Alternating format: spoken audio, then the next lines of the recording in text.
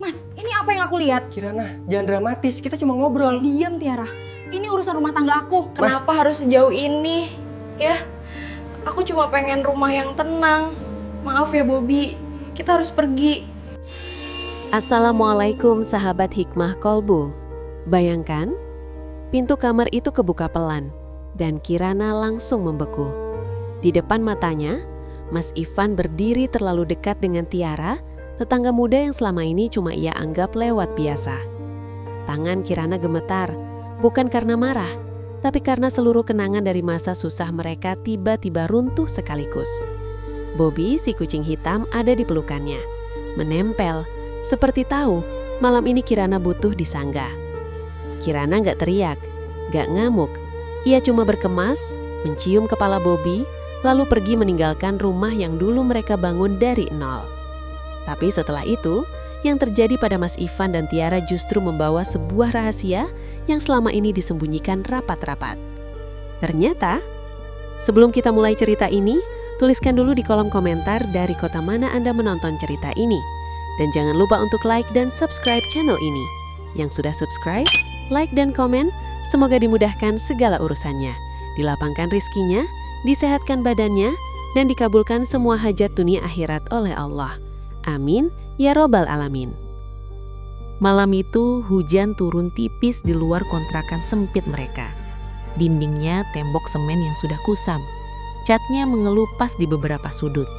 Lampu bohlam kuning menggantung, cahayanya redup, tapi cukup untuk menerangi 2 mangkuk mie instan yang baru saja diseduh.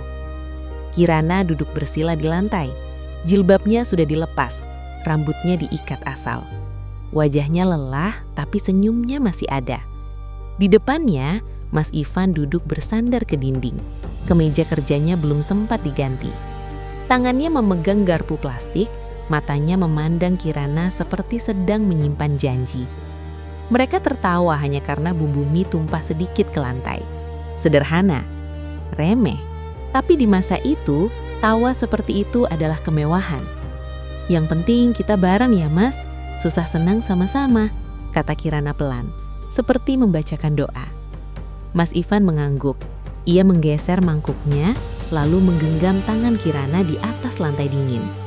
Iya, kita pasti sukses pelan-pelan. Kalimat itu bukan cuma harapan, itu seperti tali yang mereka ikat kuat di antara 2 hati yang sama-sama capek. Kirana percaya, bukan karena hidupnya mudah, tapi karena Mas Ivan dulu selalu punya cara untuk membuat kesulitan terasa sementara. Pagi hari, Kirana kerja apa saja yang bisa ia ambil. Kadang bantu tetangga menjahit, kadang jaga toko kecil, kadang mengajar anak-anak mengaji di musala gang sempit. Sore menjelang maghrib, ia pulang dengan kaki pegal, lalu langsung memasak apapun yang ada. Mas Ivan juga begitu, ia kerja keras, pulang dengan mata sayu. Kadang gajinya telat, kadang proyeknya batal, kadang ia harus menahan malu karena ditagih ini itu. Tapi setiap kali Kirana melihatnya menatap lantai terlalu lama, Kirana selalu datang, mengusap pundaknya, mengingatkan pelan kalau rejeki gak pernah salah alamat. Di sekitar mereka, orang gampang menilai. Ada yang bilang Mas Ivan terlalu pas-pasan untuk menikah. Ada yang bilang Kirana terlalu sabar sampai terlihat bodoh. Kirana menelan itu semua tanpa ribut. Ia hanya tambah sujudnya, tambah istighfarnya, tambah keyakinannya. Dan betul, waktu berjalan, rejeki datang pelan-pelan. Kontrakan mereka pindah, bukan mewah, tapi lebih luas. Ada ruang tamu kecil yang bisa diisi karpet tipis. Ada dapur yang tidak lagi sempit sekali. Kirana menabung diam-diam. Ia membeli lemari kecil, membeli gorden sederhana, membeli piring yang sama bentuknya, agar rumah mereka terasa seperti rumah beneran, bukan tempat singgah. Mas Ivan makin sering bicara soal masa depan. Ia mulai berani mengajak Kirana lihat rumah di pinggiran kota. Rumah tembok semen, model minimalis, tidak terlalu besar tapi terlihat kokoh. Setiap kali mereka berdiri di depan pagar rumah contoh, Kirana selalu menahan nafas, takut mimpi itu keburu pecah. Suatu hari kita tinggal di rumah kayak gini, kata Mas Ivan.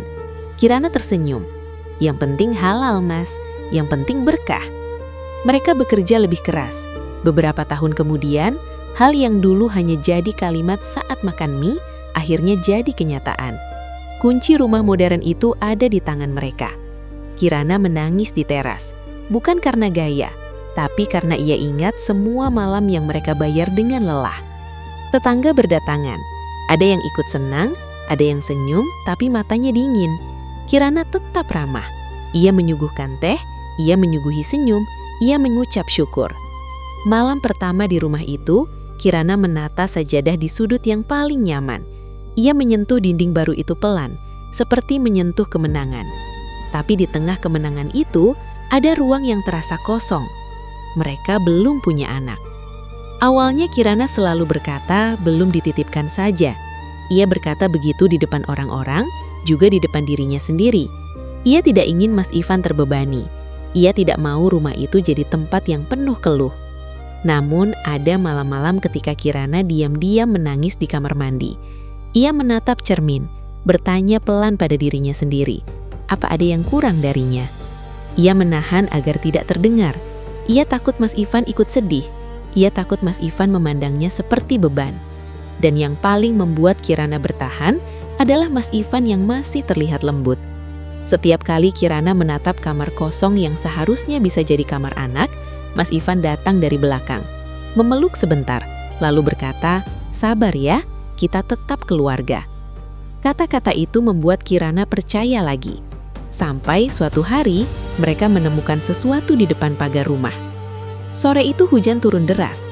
Kirana baru saja selesai menutup jendela ketika ia mendengar suara mengeong kecil, seperti suara yang nyaris kalah oleh hujan. Ia membuka pintu pelan. Di lantai teras, ada gumpalan hitam basah bergemetar. Matanya bulat, tubuhnya kecil, bulunya lengket menempel di kawal. Kirana langsung jongkok, mengangkatnya, membungkusnya dengan kain. "Ya ampun," bisik Kirana. "Kasihan banget." Mas Ivan berdiri di belakang, menatapnya sebentar, lalu ia tertawa kecil, tawa yang terdengar hangat. "Kita rawat ya Mas," kata Kirana. Mas Ivan mengangguk. "Iya, anggap aja anak pertama kita." Kirana memeluk kucing kecil itu lebih erat. Hangatnya lemah tapi nyata. Kucing itu mengeong lirih, lalu diam di dada Kirana seolah pasrah.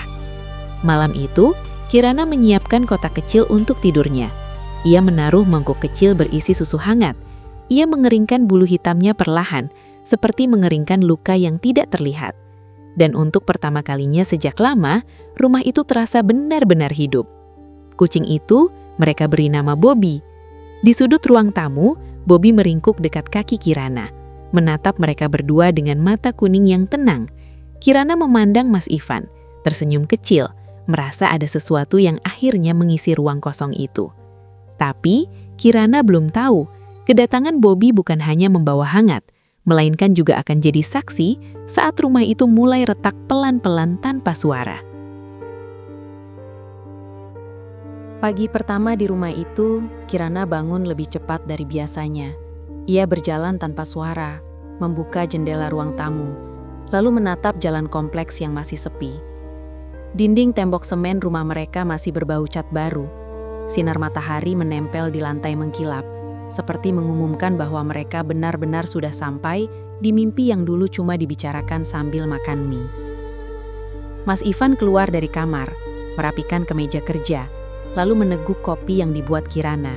Ia tersenyum, tapi senyumnya cepat, seperti ada jadwal yang mengejar. Kirana menahan ingin memeluknya lama, tapi ia membiarkan Mas Ivan berangkat, karena ia ingin menjaga rasa bangga di dada suaminya. Hari-hari berikutnya Kirana sibuk menata rumah. Ia menempelkan jadwal mengaji di dekat dapur, menggantung gorden abu muda, menaruh vas kecil berisi bunga melati. Bobby mengikuti kemanapun Kirana melangkah, kadang mengeong manja, kadang duduk diam di sudut seolah mengawasi rumah baru itu. Tetangga mulai berdatangan, sebagian membawa kue, sebagian hanya ingin melihat isi rumah. Kirana menyambut dengan sopan, menahan lelah di balik senyum. Di antara wajah-wajah itu, ada satu yang paling mudah menarik perhatian. Tiara, perempuan muda di sebelah rumah. Kulitnya cerah, rambutnya selalu rapi, cara bicaranya manis, tapi matanya sering seperti menilai. Tiara sering muncul di pagar saat Mas Ivan pulang. Ia menyapa lebih dulu, tertawa kecil, menanyakan hal remeh, lalu menatap Mas Ivan lebih lama dari yang wajar. Kirana berdiri di belakang pintu, menahan rasa tidak enak yang datang mendadak. Ia mengusirnya dengan istighfar, mengingatkan diri untuk tidak menuduh tanpa bukti. Masalah sebenarnya bukan Tiara, masalahnya ada pada perubahan kecil pada Mas Ivan. Ia mulai sering pulang lebih malam.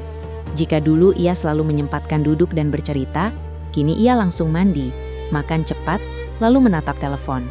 Layar itu seperti lebih penting daripada tatapan Kirana. Setiap ada pesan masuk, Mas Ivan membalik telepon, lalu berkata santai, "Urusan kantor." Kirana mencoba menenangkan hati dengan kerja baik. Ia memasak lebih rajin. Ia menyiapkan bekal. Ia menyetrika kemeja Mas Ivan sampai rapi.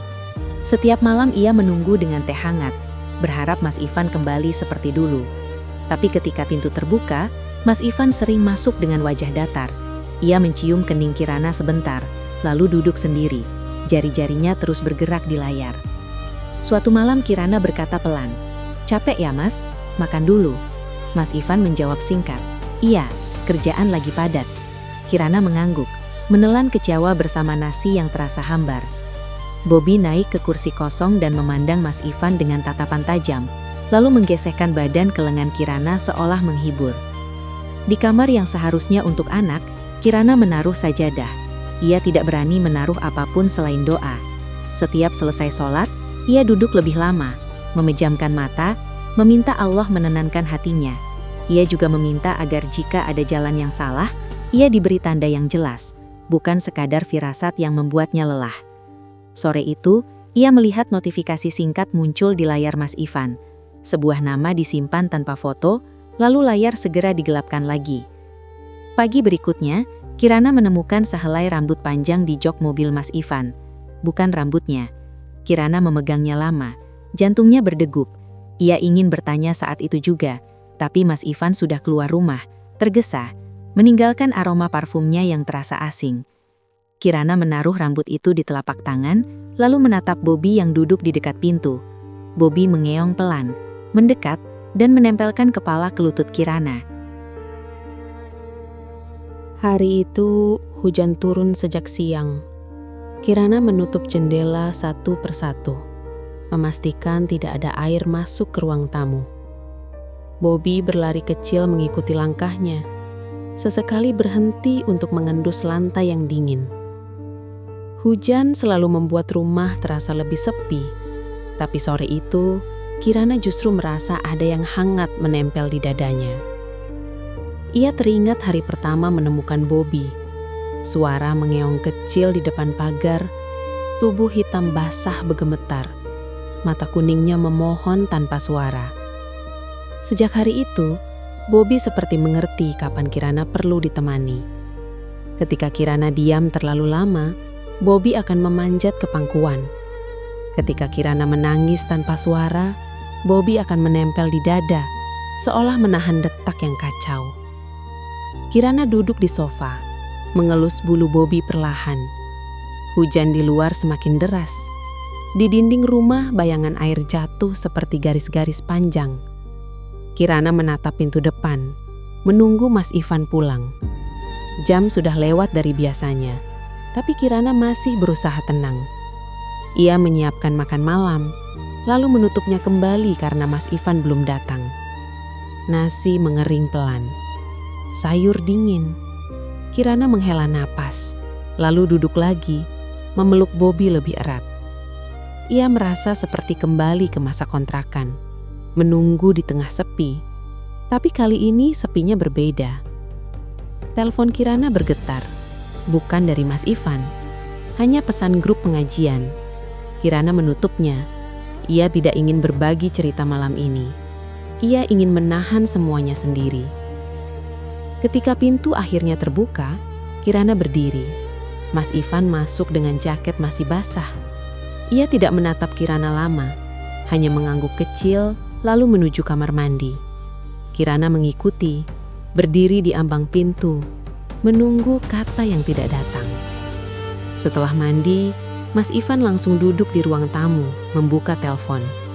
Kirana duduk di depannya, memandangi wajah suaminya yang terasa asing. Ia ingin bertanya tentang rambut di mobil. Ia ingin bertanya tentang pulang malam. Tapi kata-kata seperti macet di tenggorokan. Bobby meloncat ke meja kecil, lalu turun, mendekat ke Mas Ivan. Mas Ivan menepuknya sebentar, lalu mendorong halus agar menjauh. Bobby mundur, lalu kembali ke pangkuan Kirana. Kirana akhirnya bicara, suaranya pelan, hampir tenggelam oleh hujan. Mas, aku ngerasa akhir-akhir ini kita jauh. Mas Ivan tidak mengangkat kepala. Ia menjawab singkat. Kamu terlalu sensitif. Kalimat itu seperti angin dingin. Kirana menelan, mencoba tersenyum. Mungkin iya, katanya pada diri sendiri. Mungkin aku capek. Ia bangkit, membereskan piring tanpa suara. Di dapur, air mata jatuh satu persatu ke wastafel. Malam semakin larut. Mas Ivan tidur lebih dulu, memunggungi Kirana. Kirana berbaring di tepi ranjang, memeluk Bobby yang menyelinap naik. Bobby menempel di leher Kirana.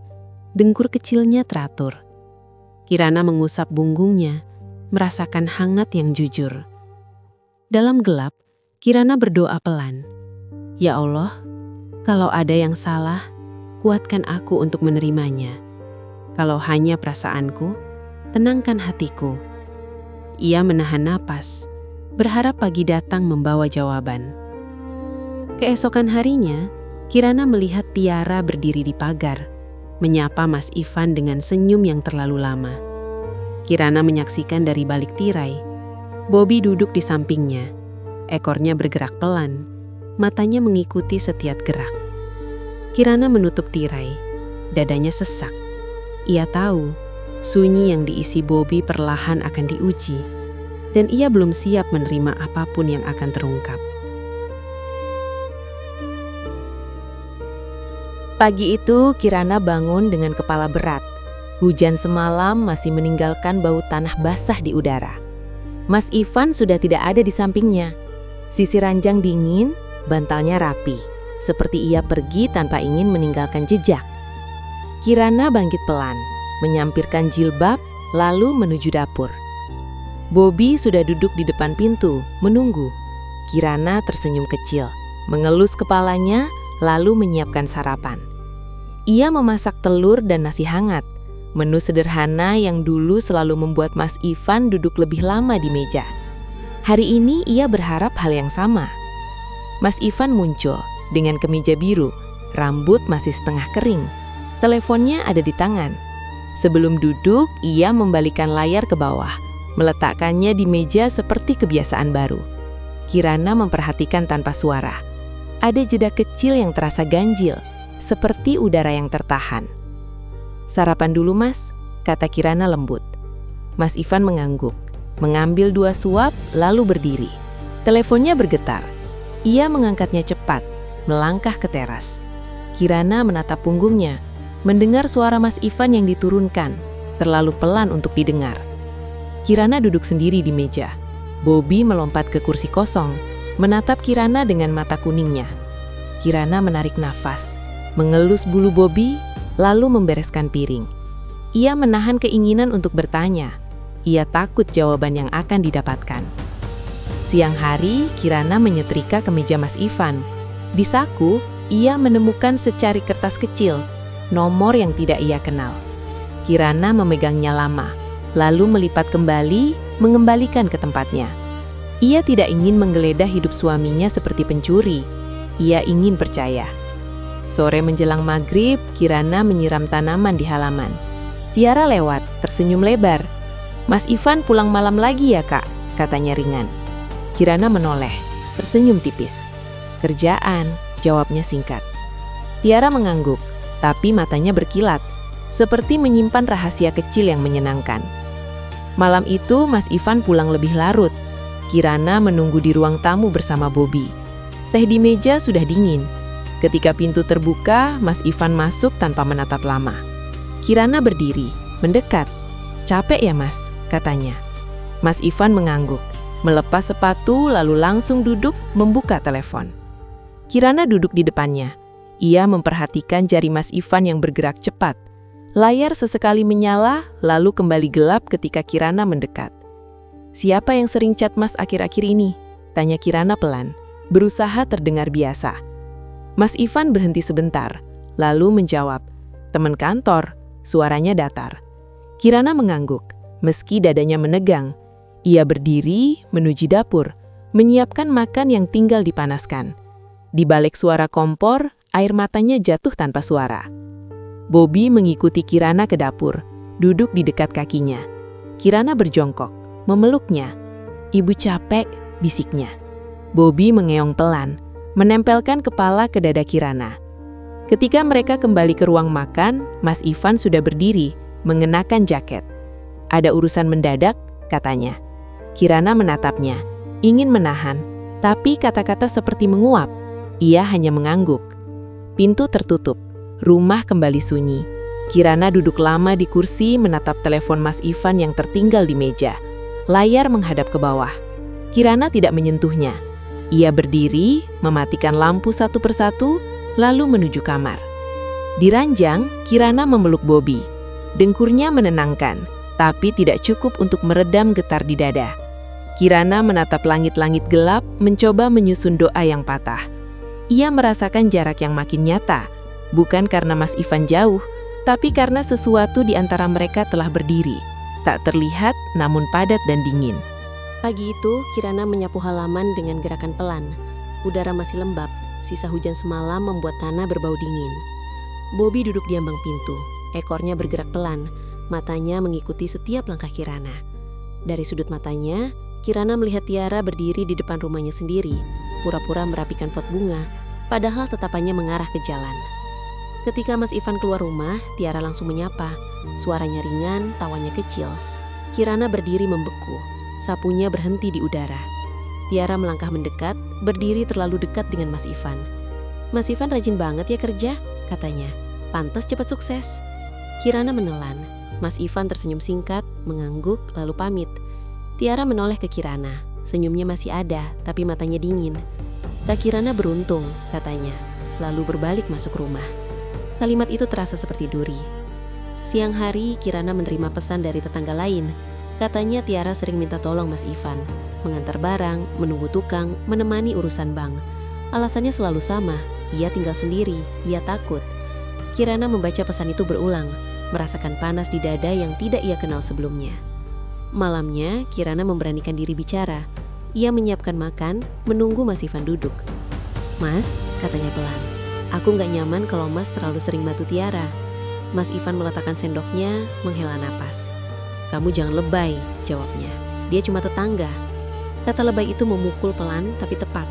Kirana terdiam. Ia ingin berkata bahwa perasaannya penting seperti dulu, tapi mulutnya kering. Ia mengangguk lalu bangkit membereskan piring. Di dapur, air matanya jatuh ke kain lap. Bobby mengikutinya, duduk dekat kaki. Kirana berjongkok memeluk Bobby. "Maaf ya," bisiknya. "Ibu cuma capek." Bobby mengeong pelan, menempelkan kepala ke dagu Kirana, seperti memahami. Hari-hari berikutnya terasa lebih berat. Mas Ivan makin sering pulang malam. Jika Kirana bertanya, jawabannya singkat. Telepon selalu dibalik. Kirana berusaha menguatkan diri dengan mengaji, dengan menyibukkan tangan, dengan menata rumah agar tetap rapi. Namun setiap kali melihat Tiara tertawa di pagar, hatinya seperti diseret mundur. Suatu sore sepulang pengajian, Kirana melihat mobil Mas Ivan terparkir. Ia tersenyum kecil berharap bisa bicara baik-baik. Ia membuka pintu, menaruh mukena, lalu berjalan ke kamar. Dari balik pintu, ia mendengar tawa perempuan yang bukan miliknya. Kirana berhenti, napasnya tercekak. Ia mendorong pintu perlahan. Di dalam, Mas Ivan berdiri bersama Tiara. Jaraknya dekat, terlalu dekat. Tiara menoleh duluan, senyum sinis muncul, seolah sudah menunggu momen ini. Mas Ivan membeku. Kirana memeluk Bobby yang ikut masuk. Suaranya pecah. "Mas, ini apa?" Mas Ivan tidak menjawab. Tiara menyilangkan tangan. "Jangan drama, Kak," katanya dingin. "Ini cuma masalah waktu." Kata-kata itu memutus sisa benang di dada Kirana. Ia mundur selangkah, menatap Mas Ivan. "Aku nemenin Mas dari susah," katanya pelan. "Kok balasannya begini?" Mas Ivan menunduk, tetap diam. Kirana menutup pintu perlahan. Ia berjalan ke kamar tanpa teriak, tanpa amarah yang meledak. Hanya ada getar yang sulit ditahan. Bobby mengeong pelan menempel ke dada Kirana seperti penyangga terakhir. Malam itu Kirana membuka koper. Ia melipat baju seperlunya. Tangannya gemetar tapi gerakannya rapi. Ia mencium kepala Bobby. "Ayo nak," katanya lirih. "Kita pergi." Di ruang tamu, Tiara berdiri dengan wajah puas. Mas Ivan mengikuti sampai pintu, mencoba bicara. Kirana tidak menoleh. Di luar, udara dingin menyambut. Kirana melangkah pergi membawa satu koper, membawa Bobby, meninggalkan rumah yang dulu ia bangun dengan doa. Senyum Tiara masih terbayang, menohok seperti tanda bahwa sebuah bab telah berakhir tanpa suara. Motor ojek melaju pelan di jalan basah. Lampu jalan memantul di aspal, membuat bayangan Kirana dan Bobby bergerak memanjang. Kirana memeluk Bobby erat. Jaket tipisnya tidak cukup menahan dingin. Di belakangnya, rumah itu semakin jauh. Lampunya mengecil, seperti ingatan yang dipaksa masuk ke saku terdalam. Di tengah perjalanan, telepon Kirana bergetar. Nama Mas Ivan muncul. Kirana menatap layar lama, lalu mematikan telepon. Ia belum sanggup mendengar suara itu. Bukan karena benci, tapi karena hatinya sedang rapuh. Ia takut runtuh di tengah jalan. Kirana menumpang di rumah seorang teman lama di pinggiran kota. Rumahnya sederhana, dinding semen, atap rendah, halaman kecil. Kirana masuk dengan koper kecil dan Bobby yang langsung mengendus setiap sudut. Temannya memeluk Kirana tanpa banyak tanya. Kirana hanya bilang, "Aku butuh waktu." Malam itu Kirana tidak langsung tidur. Ia duduk di lantai, membuka koper, menata baju satu persatu. Setiap lipatan terasa seperti melepaskan sesuatu. Ia menemukan foto lama mereka di kontrakan. 2 mangkuk mie di lantai. Senyum yang dulu begitu yakin. Kirana memegang foto itu lama, lalu menyelipkannya kembali. Ia belum siap membuang masa lalu, tapi ia juga tidak ingin memeluknya terlalu erat. Bobby naik ke pangkuan Kirana. Bulu hitamnya hangat. Kirana mengelusnya, menarik napas panjang. "Kita aman ya?" bisiknya. Bobby mengeong pelan, lalu diam, seperti janji kecil. Hari-hari pertama terasa berat. Kirana bangun pagi, membantu pekerjaan rumah, lalu mencari musola terdekat untuk mengaji. Suaranya sempat bergetar, tapi anak-anak menyimak dengan polos. Di depan mereka, Kirana menahan air mata. Di belakang sajadah, ia menangis diam-diam. Kabar dari rumah lama datang lewat tetangga. Mas Ivan dan Tiara tinggal bersama. Tiara mulai sering pamer, datang dan pergi dengan pakaian baru. Kirana membaca kabar itu tanpa emosi. Ia merasa seperti melihat kehidupan orang lain. Namun setiap malam ketika sepi datang, dadanya tetap sesak. Suatu malam, Mas Ivan mengirim pesan panjang. Kirana membacanya perlahan. Isinya berputar, banyak alasan, sedikit tanggung jawab. Kirana menutup telepon, lalu sujud lama. Ia meminta agar hatinya tidak keras, tapi juga tidak kembali pada tempat yang melukainya. Pagi berikutnya, Kirana mencari kontrakan kecil. Ia menemukan satu di gang sempit. Tembok semen kasar, atap kadang bocor. Harganya pas dengan tabungannya. Kirana menyetujui tanpa banyak pikir. Ia ingin berdiri dengan kakinya sendiri. Hari pindah Kirana membawa koper dan satu kardus kecil. Bobby berlari di lantai kontrakan baru, mengeong penasaran. Kirana membersihkan lantai, membuka jendela, membiarkan cahaya masuk. Ia menata sajadah di sudut. Ruangannya sempit tapi terasa jujur. Malam itu hujan turun lagi. Suara tetes air di atap terdengar jelas. Kirana duduk di lantai, memeluk Bobby. Ia merasa takut tapi juga lega. Tidak ada telepon yang dibalik. Tidak ada senyum sinis di pagar. Tidak ada pintu kamar yang menyimpan rahasia. Di kejauhan, Mas Ivan duduk di rumah lamanya, menatap dinding yang kosong. Tiara tertawa bersama teman-teman di ruang tamu. Mas Ivan menutup telinga, tapi tawa itu tetap masuk. Ia meraih telepon, menulis pesan, lalu menghapusnya. Ia merasa rumah itu bukan lagi tempat pulang. Kembali di kontrakan kecil, Kirana menutup mata. Ia beristighfar pelan. "Aku serahkan semuanya," bisiknya. Bobby menggesekkan kepala ke dadanya. Di antara takut dan tenang, Kirana tahu satu hal. Pintu yang ia tutup malam itu bukan akhir hidupnya, melainkan awal yang belum ia kenal, tapi harus ia jalani dengan langkah yang pelan dan jujur. Pagi pertama di kontrakan kecil itu, Kirana terbangun oleh suara ayam dari kejauhan. Cahaya matahari masuk lewat celah jendela, menyentuh lantai semen yang masih dingin. Ia duduk sebentar di tepi kasur, menenangkan napas, memastikan dirinya benar-benar sudah jauh dari rumah lama itu. Bobby melompat dari sudut ruangan, mengeong pelan, lalu menggesekkan kepala ke kaki Kirana. Kirana menyiapkan air panas di kompor kecil. Bunyinya mendesis, sederhana, seperti hidup yang sedang ia rangkai ulang. Ia menyeduh teh, lalu duduk di lantai sambil memandangi dinding kosong. Tidak ada foto, tidak ada hiasan, hanya ada sunyi yang jujur. Kirana merasa asing, tapi ia tahu di tempat inilah ia harus belajar berdiri lagi. Siang hari, Kirana berjalan menyusuri gang, mencari musola. Ia memperkenalkan diri pada ibu-ibu sekitar, menawarkan diri mengajar mengaji. Sebagian tersenyum ramah, sebagian hanya mengangguk. Kirana tidak keberatan. Ia tidak datang untuk dipuji, ia datang untuk bertahan. Sore itu telepon Kirana bergetar. Nama Mas Ivan muncul lagi. Kirana menatap layar lama. Bobby duduk di sampingnya, menatap wajah Kirana seolah menunggu keputusan. Kirana menarik napas, lalu menekan tolak. Ia belum siap.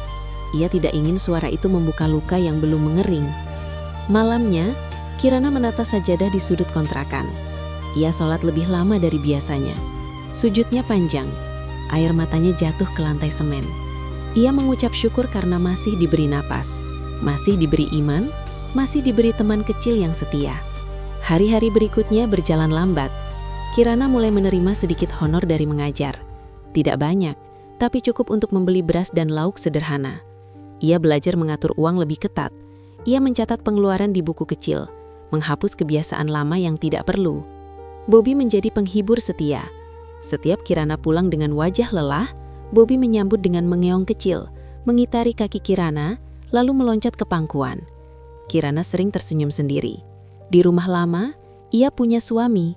Di rumah kecil ini, ia punya ketenangan. Di sisi lain kota, Mas Ivan mulai merasakan perubahan yang tidak ia duga. Rumah yang dulu terasa luas kini seperti kosong. Barang-barang Kirana sudah tiada. Dapur sunyi, kamar terasa dingin. Tiara mengisi ruang dengan musik keras dan tawa, tapi Mas Ivan tidak lagi merasa di rumah. Tiara mengajak Mas Ivan keluar hampir setiap malam, katanya agar tidak stres. Mas Ivan menuruti, meski tubuhnya menolak. Minuman datang silih berganti. Tawa terdengar ramai, tapi Mas Ivan merasa semakin jauh dari dirinya sendiri. Suatu malam, Mas Ivan duduk di teras sendirian, menatap langit. Ia membuka galeri di teleponnya, melihat foto lama Kirana di kontrakan sempit, memegang mangkuk mie, tertawa tanpa beban. Dadanya sesak. Ia menutup layar, menghela napas panjang. Kembali di kontrakan kecil, Kirana membaca pesan dari ibunya Mas Ivan yang menanyakan kabar. Kirana menjawab singkat, "Aku baik." Ia tidak mengeluh. Ia tidak ingin menjadi beban cerita. Ia memilih menyimpan semuanya rapi di dalam. Malam itu, hujan turun lagi. Suara tetesnya mengisi atap seng. Kirana duduk di lantai, memeluk Bobby. Ia berbisik pelan, "Kita kuat ya." Bobby mendengur kecil, matanya terpejam. Di tengah sunyi Kirana menyadari satu hal. Kota ini mungkin tidak mengenalnya, tapi kota ini menampung lukanya tanpa bertanya. Dan untuk pertama kalinya sejak pergi, Kirana merasa bisa bernapas lebih lega, meski pelan, meski masih perih. Pagi itu, Kirana menerima pesan dari nomor tak terkenal. Isinya singkat, menanyakan kabar dengan bahasa yang terlalu hati-hati. Kirana membaca sekali, lalu meletakkan telepon di meja. Ia tahu itu siapa. Ia tahu gaya kalimat itu. Ia memilih diam. Bukan karena ingin menghukum, tapi karena ia sedang belajar menjaga jarak agar lukanya tidak dibuka ulang. Hari berjalan seperti biasa. Kirana mengajar mengaji di musala kecil, membantu seorang ibu menyiapkan hidangan sederhana untuk pengajian sore, lalu pulang menjelang maghrib. Ia merasa lelah, tapi lelah yang berbeda. Lelah yang datang dari kerja jujur, bukan dari menahan air mata. Bobby menunggu di depan pintu kontrakan, seperti sudah hafal jam kepulangan Kirana. Ia mengeong pelan, lalu berlari kecil mengitari kaki Kirana. Kirana tertawa tipis. Tawa itu tidak besar, tapi nyata. Ia masuk, menaruh tas, lalu duduk di lantai. Bobby langsung naik ke pangkuannya. Telepon Kirana kembali bergetar.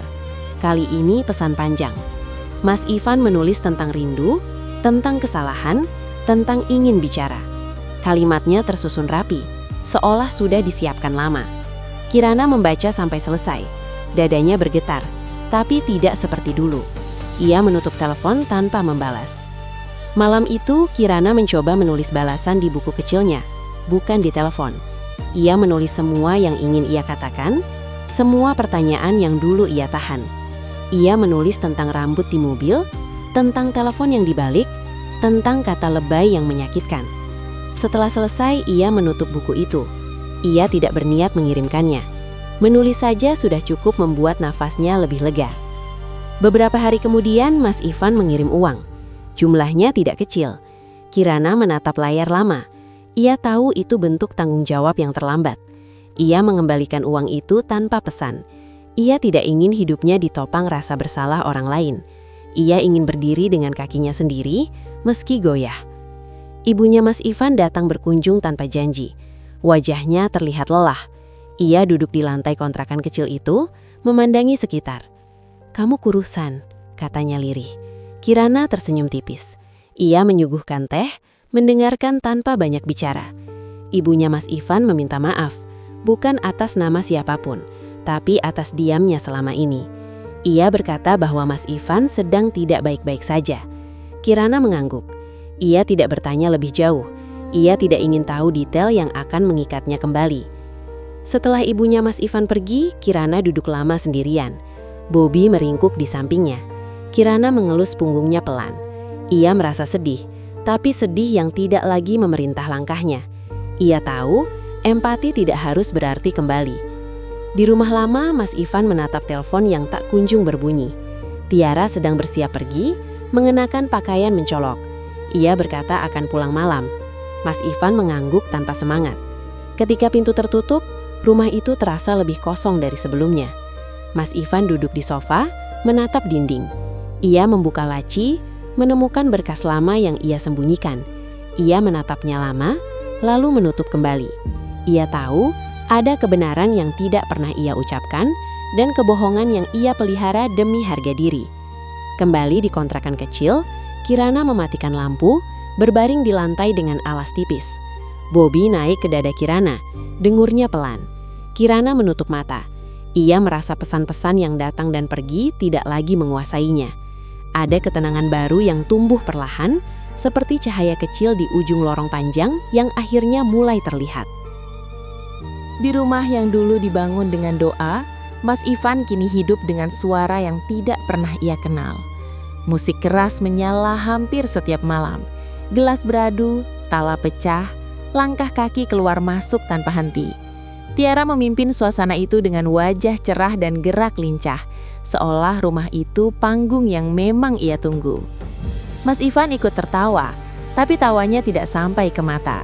Ia duduk di sudut, meneguk minuman yang rasanya pahit, berharap kepalanya menjadi ringan. Namun setiap kali musik berhenti sebentar, yang datang justru hening yang menusuk. Hening itu membawa wajah Kirana, dapur yang rapi, suara sendok beradu pelan, dan dengkur kecil Bobby di sudut sofa. Tiara mendekat, merangkul bahu Mas Ivan. "Kami jangan murung," katanya. "Hidup itu dinikmati." Mas Ivan mengangguk, memaksakan senyum. Ia tahu jika ia menolak, Tiara akan mengejetnya. Ia tidak ingin terlihat lemah. Ia sudah melangkah terlalu jauh untuk mundur dengan terhormat. Hari-hari Mas Ivan di kantor mulai kacau. Ia sering terlambat, pikirannya melayang, pekerjaannya menumpuk, atasannya menegur. Mas Ivan mengangguk, berjanji memperbaiki. Tapi setiap malam, ia kembali ke rumah dengan kebisingan yang sama, dan janji itu tenggelam bersama tawa. Suatu malam, setelah semua tamu pergi, Mas Ivan duduk sendirian di ruang tamu. Lantai lengket, bau minuman menempel di udara. Ia menatap sudut tempat Bobby dulu tidur. Kosong.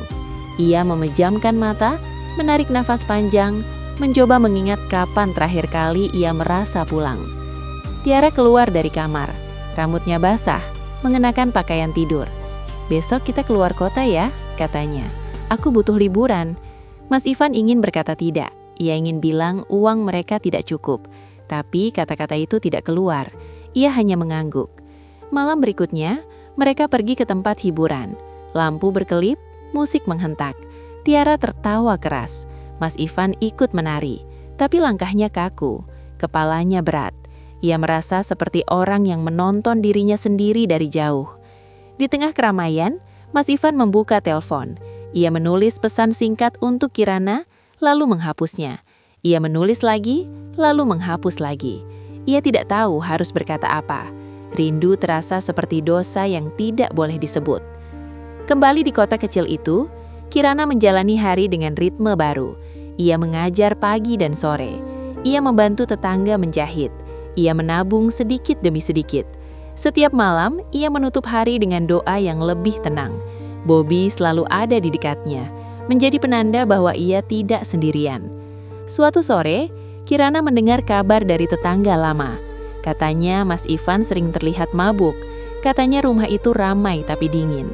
Kirana mendengarkan tanpa komentar. Dadanya bergetar sebentar, lalu reda. Ia mengerti sekarang.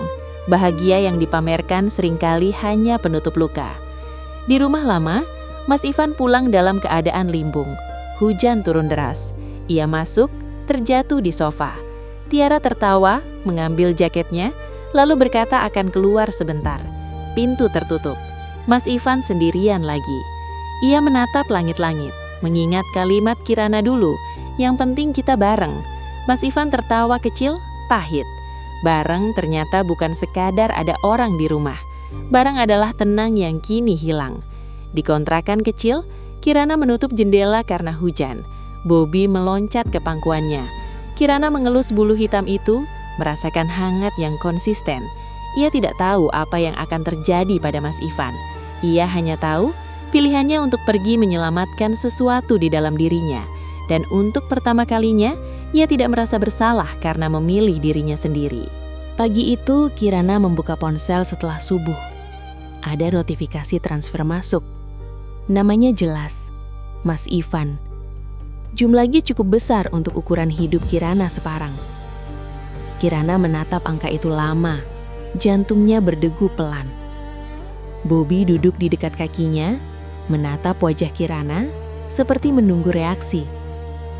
Kirana meletakkan ponsel, menyiapkan air wudhu, lalu sholat.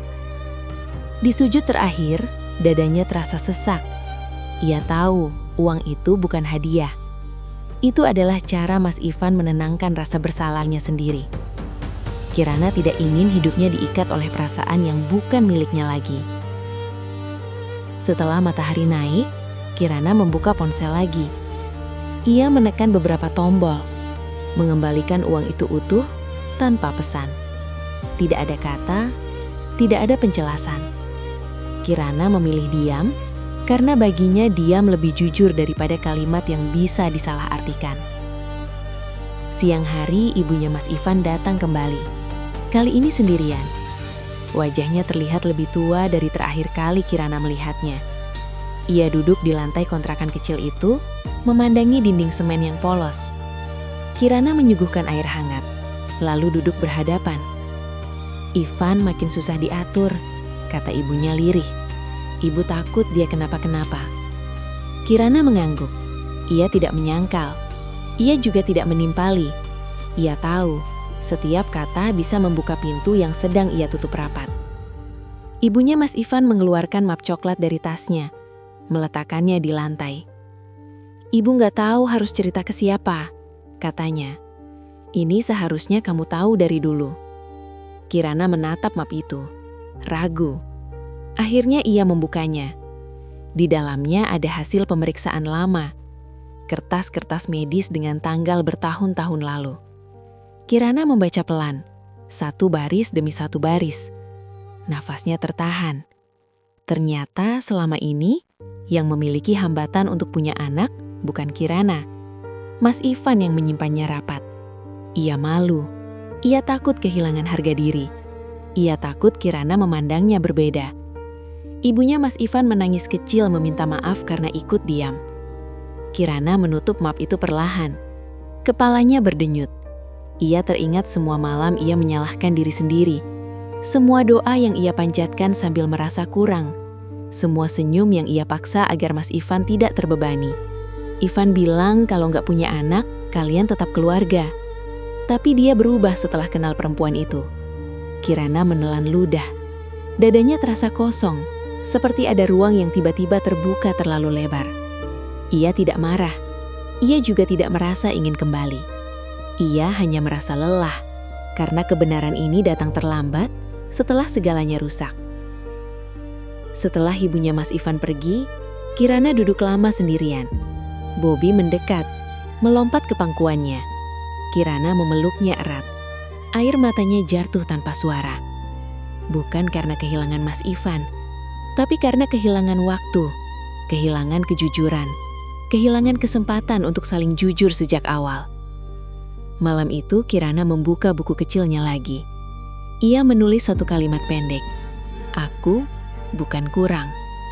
Ia menutup buku itu, menyimpannya di bawah bantal. Ia merasa sedikit lebih ringan. Di rumah lama, Mas Ivan duduk di kamar sendirian. Tiara belum pulang. Ia menatap map yang sama, yang kini kosong dari lembaran yang ia berikan pada ibunya. Ia tahu, kebenaran sudah keluar. Ia tahu, Kirana sudah tahu. Mas Ivan menunduk, memegang kepala. Ia sadar, kebohongan yang ia jaga demi harga diri justru merampas satu-satunya orang yang menerimanya tanpa syarat. Dan di tengah rumah yang bising dan dingin itu, Mas Ivan akhirnya mengerti, uang yang ia kirim tidak akan pernah cukup untuk menebus kejujuran yang terlambat. Pagi itu Kirana bangun dengan perasaan aneh. Bukan sedih yang menekan, bukan juga lega yang lapang. Ia seperti berdiri di antara dua tarikan, antara masa lalu yang baru saja terbuka dan masa depan yang belum punya bentuk. Bobby sudah duduk di dekat jendela, memandangi gang yang mulai ramai. Kirana menyiapkan sarapan sederhana, lalu duduk di lantai sambil menatap uap nasi yang naik pelan. Ia teringat map coklat itu. Kata-kata di dalamnya masih berputar di kepala. Selama ini, ia memikul rasa bersalah yang bukan miliknya. Ia menyalahkan tubuhnya, menyalahkan doa yang terasa lama dijawab. Kini kebenaran itu berdiri di depannya, telanjang, tanpa pintu, tanpa permisi.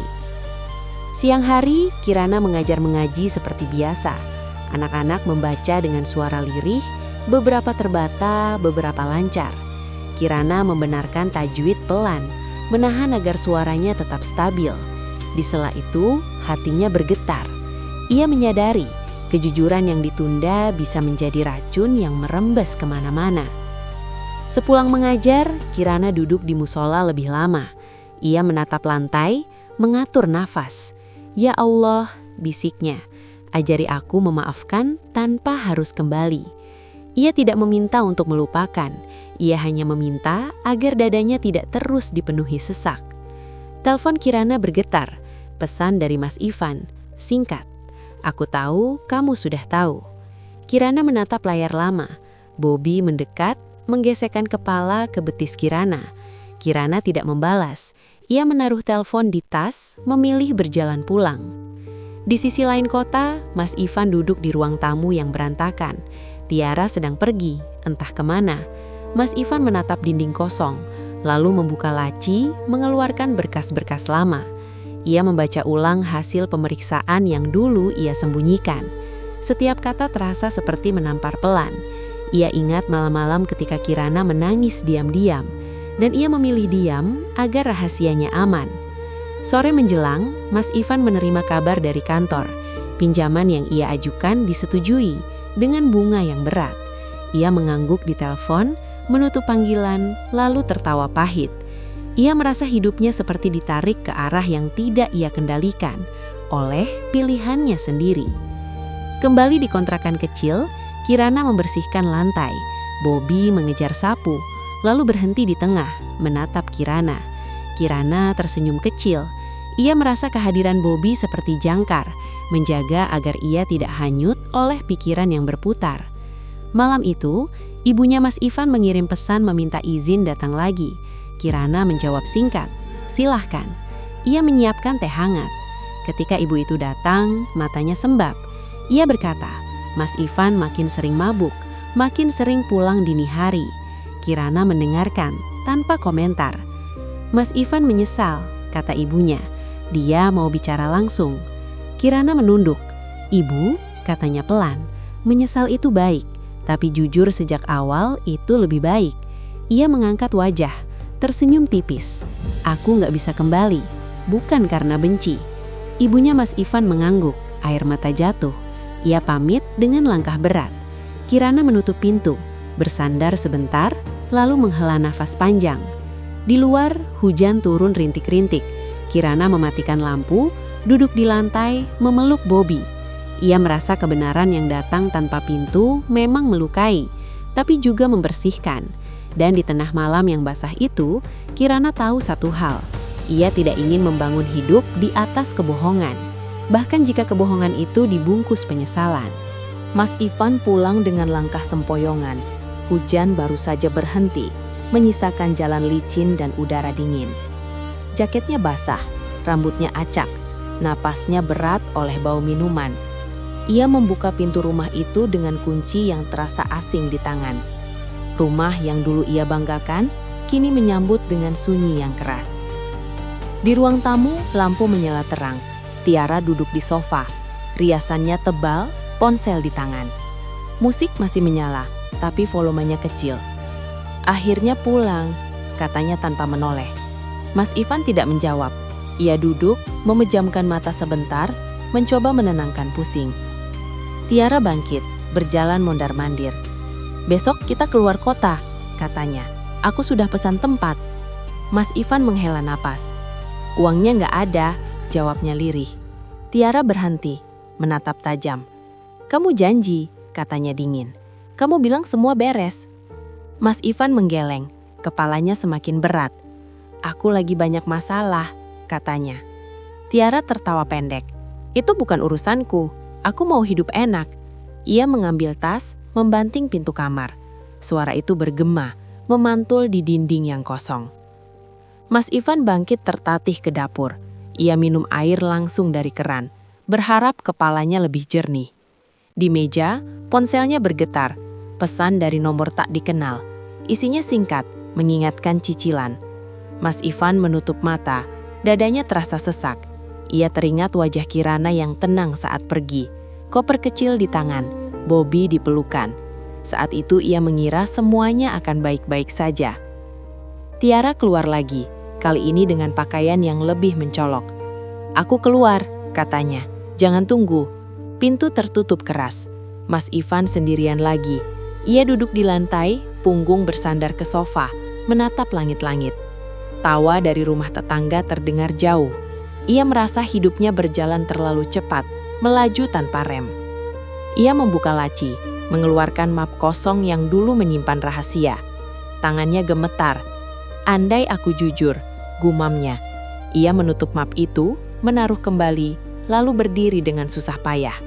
Kepalanya berputar, ia meraih kunci mobil.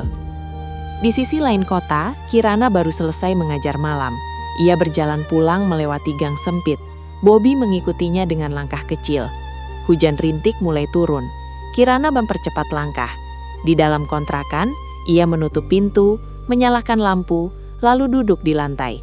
Ia merasa gelisah tanpa sebab yang jelas.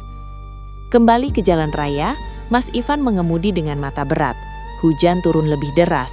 Lampu kendaraan berpendar panjang di kaca depan. Ia menyalakan radio, lalu mematikannya. Ponselnya bergetar, nama Tiara muncul. Mas Ivan tidak mengangkat. Ia memegang kemudi lebih kuat, mencoba fokus. Tikungan datang tiba-tiba, jalan licin. Mas Ivan menginjak rem terlambat. Ban kehilangan cengkraman. Mobil meluncur, menabrak pembatas, lalu terjun. Suara logam beradu memekakkan, disusul hening yang menelan segalanya. Pagi menyingsing dengan kabut tipis. Warga berkumpul di pinggir jurang. Sirine terdengar jauh. Kendaraan penyelamat tiba. Kabar itu menyebar cepat. 2 nama disebut bersamaan, seperti akhir kalimat yang pahit. Di kontrakan kecil, Kirana terbangun oleh ketukan pintu. Jantungnya berdegup. Bobby berdiri, ekornya menegang. Ketika kabar itu disampaikan, Kirana membeku. Ia duduk perlahan, Tidak ada teriak, tidak ada pingsan, hanya diam panjang yang menelan nafasnya. Malam itu, Kirana menatap hujan dari balik jendela. Bobby melompat ke pangkuannya. Ia mengelus bulu hitam itu, pelan, berulang. Di dadanya, ada campuran duka dan kelegaan yang tak bisa ia beri nama. Ia tahu, malam yang terlalu cepat itu telah menutup satu jalan dengan cara yang tak pernah ia pilih. Hari pemakaman berlangsung cepat.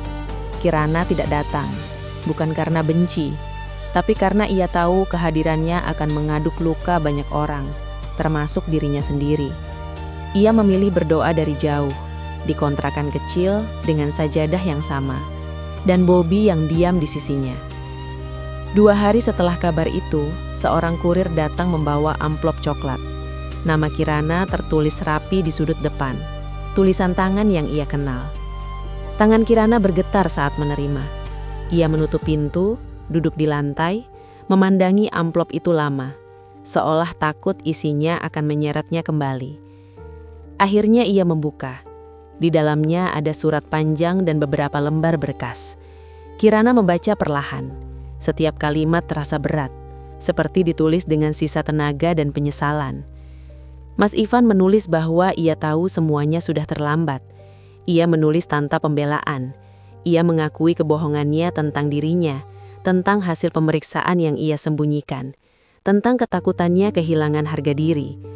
Ia menulis bahwa Piara sejak awal tahu rahasia itu, dan menjadikannya alat untuk menekan, untuk menuntut, untuk mengikatnya dalam lingkaran yang ia tidak tahu cara keluar. Kirana berhenti membaca sebentar. Napasnya tertahan. Bobby mengeong pelan, mendekat, menempelkan kepala ke lengan Kirana. Kirana mengelusnya, lalu melanjutkan. Di bagian akhir, Mas Ivan menulis bahwa ia telah menyiapkan klaim asuransi atas namanya Kirana, bukan sebagai ganti rugi, tapi sebagai tanggung jawab terakhir. Ia menulis, "Aku tidak minta kamu kembali, aku hanya ingin kamu tahu, kamu tidak pernah kurang, aku yang pengecut." Air mata Kirana jatuh, bukan tangis yang meledak, melainkan aliran pelan yang tak bisa ia hentikan. Ia menutup surat itu, menaruhnya di pangkuan. Kepalanya terasa ringan dan berat sekaligus. Ringan karena kebenaran akhirnya utuh. Berat karena kebenaran itu datang setelah semuanya runtuh. Siang itu ibunya Mas Ivan datang. Wajahnya sembab, langkahnya pelan. Ia duduk di lantai kontrakan, memandangi Bobby yang duduk tenang. "Ivan sering bilang," katanya lirih, "kalau kamu adalah satu-satunya orang yang menerimanya apa adanya." Kirana menunduk. "Saya juga percaya begitu, Bu," jawabnya Toan. "Makanya saya pergi." Ibunya Mas Ivan menangis. Kirana memegang tangannya sebentar, lalu melepaskan. Tidak ada dendam di sana, hanya sisa sayang yang berubah bentuk menjadi jarak. Setelah semua tamu pergi, Kirana membereskan rumah kecil itu. Ia menaruh surat dan berkas ke dalam map baru. Ia menyimpannya di lemari, bukan untuk diingat setiap hari, tapi agar tidak tercecer. Ia tahu hidupnya tidak boleh berhenti di satu amplop. Malam turun. Kirana duduk di teras kecil, memandang langit yang gelap. Bobby melompat ke pangkuannya. Kirana mengelus bulu hitam itu, merasakan dengkur yang konsisten. Ia berbisik pelan. Ternyata yang setia memang bukan yang paling pandai bicara. Ia menutup mata, menarik napas panjang. Di dalam dadanya ada kesedihan yang sah, ada kelegaan yang jujur, dan ada keputusan yang menguat. Ia tidak akan memelihara marah. Ia juga tidak akan menghapus pelajaran. Surat itu ia terima bukan untuk membuka kembali pintu lama, melainkan untuk menutupnya dengan rapi. Dan di tengah sunyi yang akhirnya tenang, Kirana tahu hidupnya tidak diselamatkan oleh kepergian seseorang. Malam setelah surat itu dibaca, Kirana tidak bisa tidur. Ia berbaring di lantai kontrakan, memandangi langit-langit yang kusam. Pikirannya penuh potongan ingatan, seperti film yang diputar tanpa urutan. Wajah Mas Ivan yang tertunduk, senyum Tiara yang dingin, koper kecil di tangannya, dan surat yang kini tersimpan rapi, tapi gema katanya masih berputar. Kirana bangkit, duduk, lalu berdiri. Ia mengambil jaket tipis dan kunci motor sewaan. Ada dorongan kuat untuk pergi, bukan untuk kembali, melainkan untuk menutup sesuatu yang belum selesai. Ia ingin melihat rumah itu sekali lagi, sekadar memastikan bahwa ia tidak meninggalkan dirinya di sana. Bobby berdiri di depan pintu, ekornya menegang.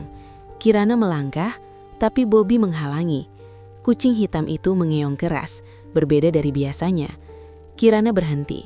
"Sebentar ya," katanya pelan. Bobby tidak bergeser. Ia meloncat, memeluk kaki Kirana dengan cakar lembut, menahan langkahnya. Kirana menunduk.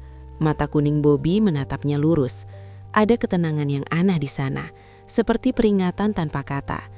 Kirana menghela napas, mencoba melangkah lagi. Bobby kembali menghalangi, lalu duduk tepat di depan pintu. Punggungnya lurus, seolah berkata cukup. Kirana merusut duduk di lantai. Jaketnya terlepas dari tangan. Air mata mengalir, kali ini tanpa ditahan.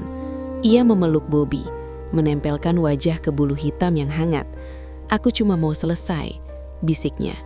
Bobby mendengur, menempel lebih erat, tidak melepaskan. Di luar hujan turun rintik. Suara tetesnya menenangkan. Kirana teringat hari pertama Bobby datang, kehujanan di depan pagar. Ia mengangkatnya tanpa rencana, tanpa syarat. Sejak itu, Bobby selalu hadir tepat ketika ia rapuh. Kirana tersenyum tipis di tengah tangis. Mungkin selesai itu tidak selalu berarti kembali. Kirana berdiri lagi, tapi kali ini menjauh dari pintu. Ia menyimpan kunci, mengambil sajadah. Ia sholat dengan napas panjang, sujudnya lama. Ia menyerahkan dorongan itu pada Allah, meminta agar hatinya tidak dipimpin oleh masa lalu yang sudah tertutup. Pagi datang pelan. Kirana menyiapkan sarapan sederhana. Bobby duduk menunggu, lalu makan dengan lahap. Kirana memandangi kontrakan kecil itu. Lantainya bersih, jendelanya terbuka, ada ruang yang terasa aman. Ia menyadari tempat ini bukan pelarian, tempat ini adalah pilihan. Siang hari Kirana pergi mengurus berkas klaim. Ia datang dengan tenang, menjawab pertanyaan seperlunya, menandatangani dokumen dengan tangan yang stabil. Ia tidak merasa senang, ia juga tidak merasa bersalah. Ia merasa bertanggung jawab pada hidupnya sendiri. Sepulangnya, Kirana membeli pot kecil dan tanah.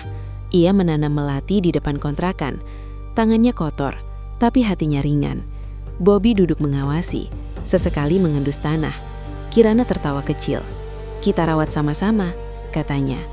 Sore menjelang, anak-anak datang untuk mengaji.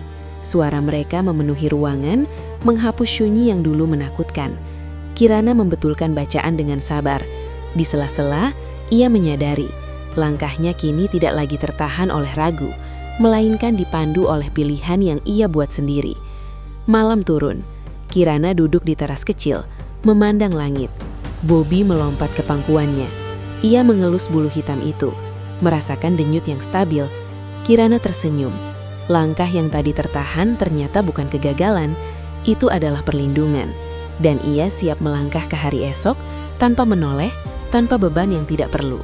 Pagi itu Kirana bangun dengan perasaan yang lebih ringan. Sinar matahari masuk melalui jendela kecil kontrakan, menyentuh lantai semen yang kini terasa akrab.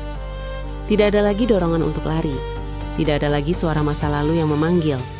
Yang ada hanya hari ini, tenang dan cukup. Bobby sudah terjaga. Ia duduk di dekat pintu, lalu berjalan menghampiri Kirana ketika melihat matanya terbuka. Kirana tersenyum, mengelus bulu hitamnya yang kini mengilap dan sehat. "Kita lanjut ya," bisiknya. Bobby mengeong pelan, lalu meloncat ke pangkuannya, seperti selalu. Kirana menjalani hari-hari dengan ritme baru. Klaim asuransi yang diurusnya selesai tanpa drama. Uang itu tidak ia gunakan untuk berfoya-foya. Ia memperbaiki kontrakan, mengganti atap bocor, membeli rak buku kecil, dan menyisihkan sebagian untuk tabungan. Ia ingin hidupnya rapi, tidak besar, tapi kokoh. Kelas mengaji semakin ramai. Ibu-ibu di gang mulai datang, membawa anak-anak mereka. Suara bacaan memenuhi ruangan setiap sore. Kirana membenarkan dengan sabar, menenangkan yang salah, menyemangati yang ragu. Di sela-sela itu, ia merasa hidupnya kembali punya arah yang jelas. Suatu sore, Kirana duduk di teras, memandang langit yang mulai jingga. Ia teringat kontrakan lama, 2 mangkuk mie, janji yang dulu diucapkan dengan mata penuh harap. Ingatan itu tidak lagi menyakitkan. Ia kini melihatnya sebagai bagian dari perjalanan, bukan tujuan. Bobby naik ke pangkuannya, menempelkan kepala ke dada Kirana. Dengkurnya teratur, hangat. Kirana memeluknya, merasakan pelukan yang tidak pernah menuntut, tidak pernah berkhianat. Ia berbisik pelan. Ternyata yang setia itu yang diam ya. Bobby menggerakkan ekor, seolah mengerti. Kabar tentang Mas Ivan dan Tiara perlahan menghilang dari percakapan orang. Kirana tidak lagi menunggu atau menghindari. Ia mendoakan secukupnya, menyerahkan sisanya pada Allah. Ia paham sekarang, kehilangan itu bukan hukuman, melainkan perlindungan yang datang terlambat, tapi tepat. Malam hari, Kirana menutup jendela, menyalakan lampu kecil. Ia duduk di lantai dengan sajadah, mengucap syukur atas hari yang berlalu tanpa luka baru. Sujudnya tenang, tidak ada permintaan besar, hanya permohonan agar hatinya tetap dijaga. Ketika bangkit, Bobby sudah menunggu di samping sajadah. Kirana tertawa kecil. "Kamu gak pernah pergi ya?" katanya. Bobby mengeong lirih, lalu duduk seperti penjaga setia. Hari-hari berikutnya berjalan sederhana. Kirana belajar menerima undangan makan tetangga, belajar tertawa lagi tanpa rasa bersalah, belajar menikmati kesunyian tanpa merasa sepi. Ia tidak lagi mendefinisikan dirinya dari siapa yang pergi, melainkan dari apa yang ia rawat. Di suatu pagi, Kirana menanam satu pot lagi di depan kontrakan. Melati tumbuh perlahan. Ia menyiramnya dengan sabar. Bobby duduk di samping, mengawasi. Kirana merasa hidupnya seperti tanaman itu, tidak mekar sekaligus, tapi tumbuh dengan akar yang kuat. Sore itu, Kirana duduk di teras, memeluk Bobby, memandang jalan kecil yang ramai oleh anak-anak pulang mengaji. Ia menarik nafas panjang, tersenyum dengan damai. Ia akhirnya paham, bukan semua yang pergi adalah kehilangan, bukan semua yang tinggal adalah cinta. Dan dalam hidupnya, ketika satu manusia memilih pergi dan melukai, Allah mengirimkan pelukan kecil yang tidak pernah meninggalkannya. Pelukan seekor kucing hitam. Dan dari pelukan itulah, Kirana belajar kembali percaya, bukan pada janji manusia, melainkan pada ketenangan yang tumbuh ketika ia memilih dirinya sendiri. Dari kisah Kirana, kita belajar bahwa tidak semua kehilangan adalah kehancuran. Terkadang, Allah menutup satu pintu bukan untuk membuat kita tersesat, tetapi agar kita menemukan jalan yang lebih aman, lebih tenang, dan lebih dekat dengannya. Kadang yang kita jaga mati-matian justru bukan yang terbaik untuk kita. Dan seringkali ketenangan datang dari arah yang tak pernah kita duga, bahkan melalui makhluk kecil yang tidak bisa bicara, namun selalu setia menemani. Ketika hati kita patah, Allah tidak pernah jauh. Dia menenangkan dengan caranya sendiri, membuka jalan baru, dan menguatkan langkah kita untuk memulai hidup lagi. Seperti firman-Nya yang begitu indah dalam surah Ad-Duha. Bismillahirrahmanirrahim. Wad-duha wal-laili idza saja ma wadda'aka rabbuka wa ma qala walal akhiratu khairul laka minal ula walan sawfa yu'tika rabbuka fatarada alam yajidka yatiman fa'awa wa wajadaka dhallan fahada wa wajadaka 'ailan fa'aghna fa'ammal yatima fala taqhar wa ammas sa'ila fala tanhar wa amma bi ni'mati rabbika fahaddits. Artinya, demi waktu duha, demi malam apabila telah sunyi, Tuhanmu tidak meninggalkanmu dan tidak pula membencimu, dan sungguh yang kemudian itu lebih baik bagimu daripada yang permulaan. Dan kelak, Tuhanmu pasti memberikan karunia kepadamu, lalu kamu menjadi puas. Bukankah Dia mendapatimu sebagai seorang yatim, lalu Dia melindungi? Dan Dia mendapatimu bingung, lalu Dia memberi petunjuk. Dan Dia mendapatimu kekurangan, lalu Dia mencukupi. Maka, terhadap anak yatim, janganlah kamu berlaku sewenang-wenang. Terhadap orang yang meminta, janganlah kamu menghardik. Dan terhadap nikmat Tuhanmu, hendaklah kamu sebut-sebut. Ingatlah, kisah ini fiktif, hanya cerita untuk mengambil pelajaran hidup, bukan untuk menyudutkan siapapun, tetapi untuk mengingatkan bahwa setiap hati berhak menemukan kembali ketenangannya. Sebelum video ini ditutup, jangan lupa subscribe dan aktifkan lonceng notifikasi agar tidak ketinggalan kisah-kisah penuh hikmah berikutnya. Semoga Allah lembutkan hati kita, mudahkan urusan kita, dan kuatkan langkah kita menuju kehidupan yang lebih baik. Wassalamualaikum warahmatullahi wabarakatuh.